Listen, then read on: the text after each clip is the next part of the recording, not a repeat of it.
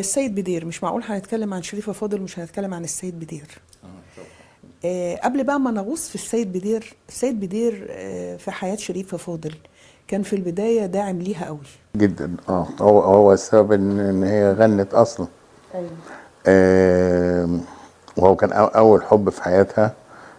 هو كان اكبر منها بكتير. لما اتجوزته كان عندها 18 سنة مثلا ولا حاجة كده. ومصرة، سيد انا عايزة اغني، لازم اغني. غني سيد، عايزة اغني بتاع. قال لها بصي بقى، هو مش عايزة تغني اصلا خالص ولا تبقى في الوسط الفني يعني.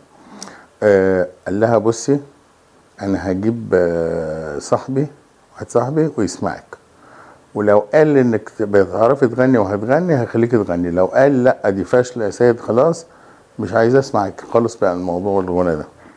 قالت له طب مين؟ قال لها محمد عبد الوهاب، واحد صاحبي. تعرف ان هو يعني. فقالت له استاذ حامد، فالمهم جالنا البيت لسه في الزمالك كنا ساعتها، وقال لها ايه شيفا، سمعت انك عايزه تغني وبتاع وكده. قالت له يا استاذ محمد كده وبتاع. قال لها والله طب تغني، غني سمعيني حاجه كده، سمعيني تغني ايه. قالت له هغني كانت حاجه صعبه، حاجه يعني هو صحيح الهوى غلاب، حاجه ام كلثوم، حاجه كده صعبه جدا. اللي هي سلام مره واحده هتقوم مغنيه، عايزه تغني ام كلثوم يا تغني. قال لها طب سمعيني، اتفضلي قولي.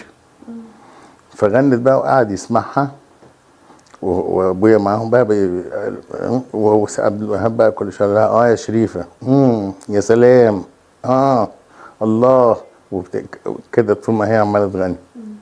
بس خلصت غنى، فراح مدور للسيد بدير وقال له انت لو ما خليتهاش تغني انا هكلم البوليس يجي ياخدوك يقبضوا عليك حالا ويودوك السجن.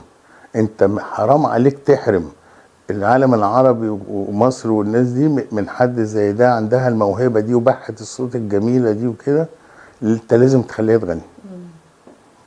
وكان بقى